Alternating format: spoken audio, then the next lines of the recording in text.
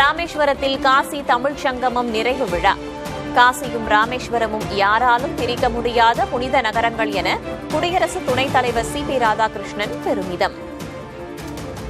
தொன்மையான காசி நகரமும் உலகத்தின் தொன்மையான மொழிகளில் ஒன்றான தமிழும் இணைகிறது என்று சொன்னால்தான் அது காசி தமிழ் சங்கமம் என்று சொன்னார்கள்.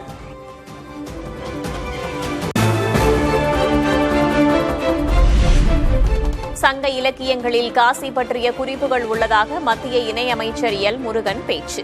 மகாகவி பாரதியார் பற்றி தமிழில் பேசிய மத்திய அமைச்சர் தர்மேந்திர பிரதான். மகாகவி பாரதியார் மதுர தமிழேஷ உலகம் எல்லாம் பரப்பும் பாகே சேதல் பெனுடும் என்று சொன்னார்.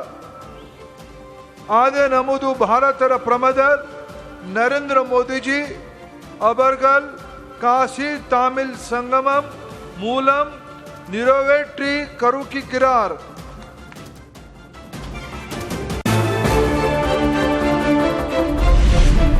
சங்கம் வைத்து தமிழ் வளர்த்த பாண்டிய மன்னனாக திகழ்கிறார் பிரதமர் மோடி.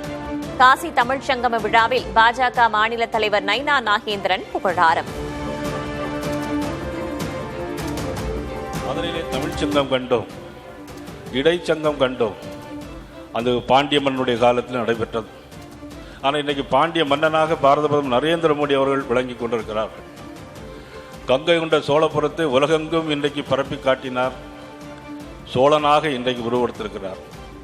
பாண்டிய மன்னனாக, சோழ மன்னனாக, இந்திய நாட்டின் வாழும் மூவேந்தர்களாக பாரத பிரதமர் நரேந்திர மோடி அவர்கள் விளங்கிக் கொண்டிருக்கிறார்.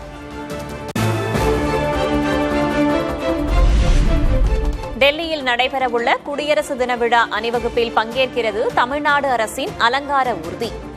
கடந்த ஆண்டு இடம்பெறாத நிலையில் தற்போது ஒப்புதல் அளித்தது மத்திய அரசு.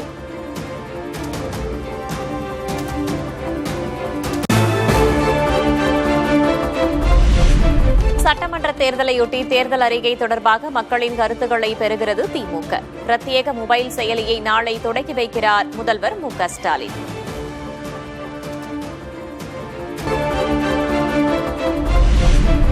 திமுக என்ஜின் இல்லாத கார், கூட்டணி என்ற லாரிதான் அதை கயிறு கட்டி இழுக்கிறது. கவரைப்பேட்டை பரப்புரையில் அதிமுக பொதுச் செயலர் எடப்பாடி கே. பழனிசாமி பேச்சு.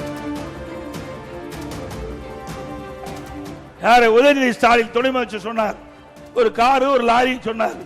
நாங்க ஒரு கதை சொல்றோம். திமுக என்ற என்ஜின் இல்லாத கார், திமுக என்ற என்ஜின் இல்லாத காரை 10 ஆண்டு காலமாக கூட்டணி என்கின்ற லாரி இழுத்துக் கொண்டு போய் கொண்டிருக்கிறது.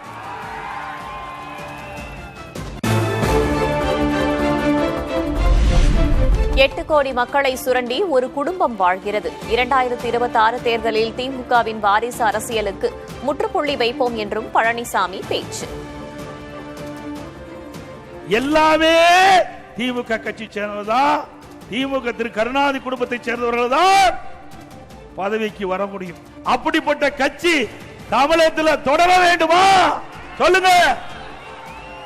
குடும்ப ஆட்சிக்கு, வாரிசு அரசியலுக்கு முற்றுப்புள்ளி வைக்கின்ற தேர்தல் 2026 தேர்தல் நிறைவேற்றி தருவீங்களா?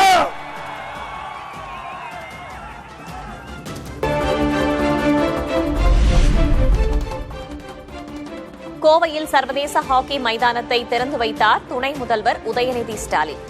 RS புரத்தில் 9 கோடி ரூபாய் செலவில் உருவாக்கப்பட்டுள்ள ஹாக்கி மைதானம் திறப்பு.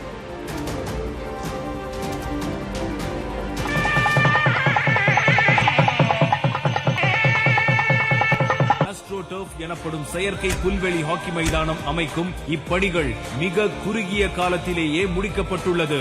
இந்த ஹாக்கி மைதானத்திற்கு FIH எனப்படும் சான்றிதழ் வழங்கப்பட்டுள்ளது. ஓய்வூதிய திட்டம் குறித்த ஆய்வறிக்கை முதல்வர் மு.க. ஸ்டாலினிடம் சமர்ப்பிப்பு. சென்னை தலைமைச் செயலகத்தில் முதல்வரிடம் ஆய்வறிக்கையை வழங்கிய அதிகாரிகள்.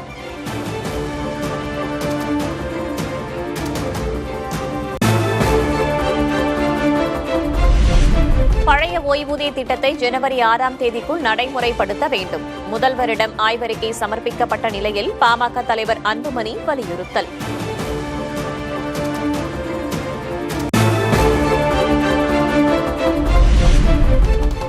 திருத்தணியில் வடமாநில இளைஞர் தாக்கப்பட்டதற்கு எதிர்க்கட்சி மற்றும் திமுக கூட்டணி கட்சி தலைவர்கள் கண்டனம். தமிழ்நாட்டில் போதைப்பொருள் புழக்கத்தை கட்டுப்படுத்தவும் வலியுறுத்தல்.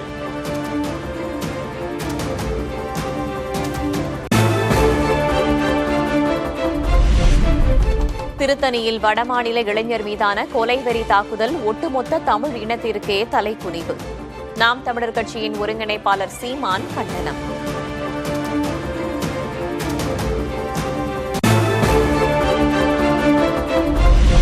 திருத்தணியில் வடமாநில இளைஞர் மீதான தாக்குதல் சம்பவத்திற்கு விஜய் கண்டனம். இளைஞர்களின் எதிர்காலம் சீரழிகிறது, யாருக்காக ஆட்சி நடத்துகிறீர்கள் என தமிழக அரசுக்கு கேள்வி.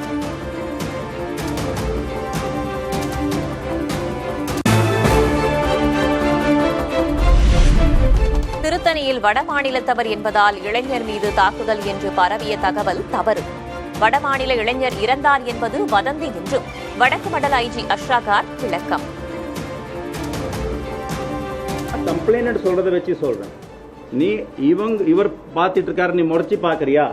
அதுல இருந்து தான் ஸ்டார்ட் ஆயிருக்குது வழியா. It is not entirely on account of being North Indian, because if that is the case, so many other people are also staying here.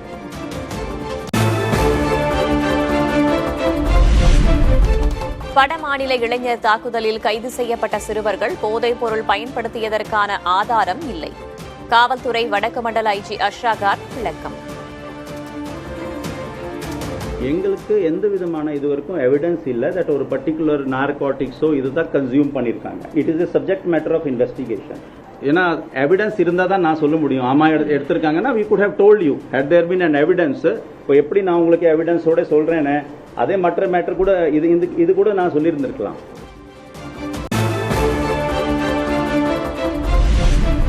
தமிழ்நாட்டில் கஞ்சா சாகுபடி 0 விழுக்காடாக உள்ளது. கஞ்சா எங்கே விற்கப்படுகிறது என்று தகவல் தந்தால் நடவடிக்கை எடுக்க தயார் என்று அமைச்சர் மா சுப்பிரமணியன் பேட்டி.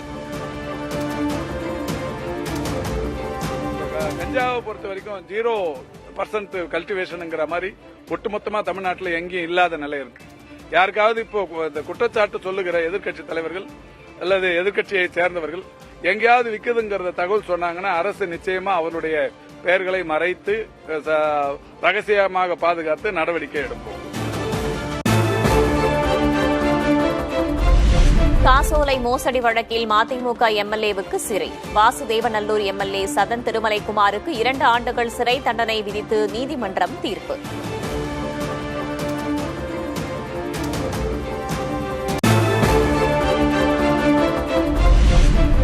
டெல்லி சிபிஐ அலுவலகத்தில் தாவேகா நிர்வாகிகள் 2வது நாளாக ஆஜர்.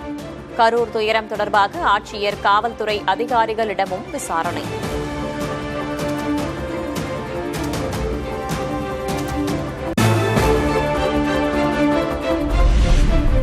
தலைநகரை பரபரப்புக்குள்ளாக்கும் தூய்மை பணியாளர் போராட்டங்கள். அண்ணா சாலையில் உள்ள கருணாநிதியின் சிலை முன்பு தர்ணாவில் ஈடுபட்டதால் போக்குவரத்து பாதிப்பு.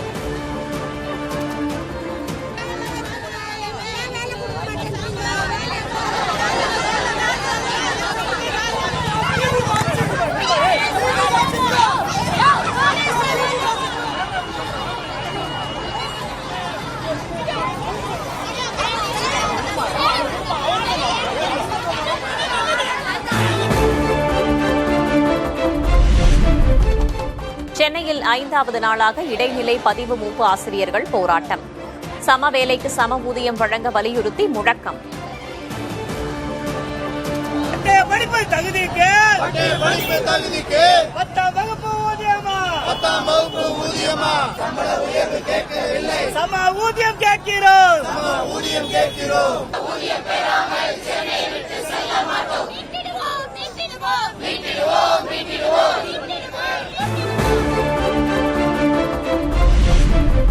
உள்நோக்கத்துடன் குண்டர் தடுப்புச் சட்டத்தை பிரயோகிக்கும் காவல்துறை அதிகாரிகள் மீது துறை ரீதியான நடவடிக்கை எடுக்க வேண்டும்.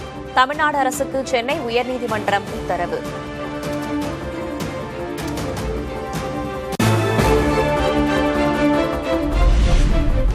இலங்கை கடற்படையால் சிறைபிடிக்கப்பட்ட 3 ராமேஸ்வரம் மீனவர்கள். ஏற்கனவே கைது செய்யப்பட்ட மீனவர்களை விடுவிக்க கோரி போராட்டம் நடைபெற்று வரும் நிலையில் மீண்டும் கைது நடவடிக்கையால் அதிர்ச்சி.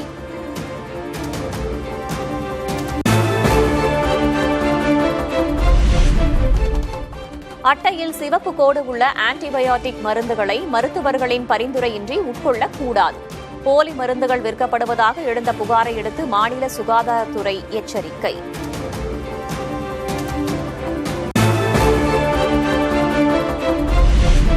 தங்கம் விலை சவரனுக்கு 3,360 ரூபாய் சரிந்து 1,800,000 ரூபாய்க்கு விற்பனை. வெள்ளியின் விலை கிராமிற்கு 23 ரூபாய் குறைந்து 258 ரூபாயாக நிர்ணயம்.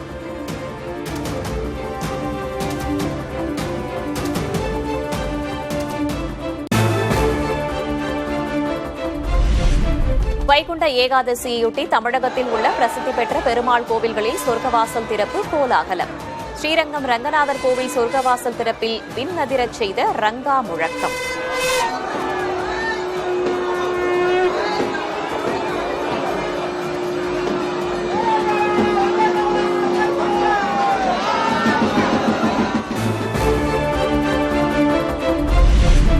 மகர விளக்கு பூஜைக்காக சபரிமலை கோவில் நடை திறப்பு. ஜனவரி 14ஆம் தேதி பொன்னம்பலமேட்டில் மகர ஜோதி தரிசனம்.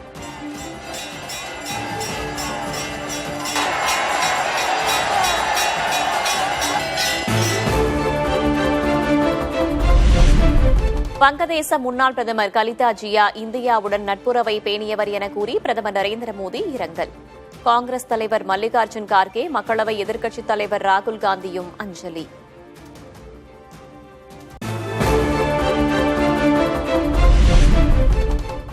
தாய்வான் நாட்டை சுற்றி வளைத்து சீன படைகள் போர் ஒத்திகை. சீனா தாக்கினால் பதிலடி தர தயார் என்று தைவான் அறிவித்துள்ளதால் பதற்றம்.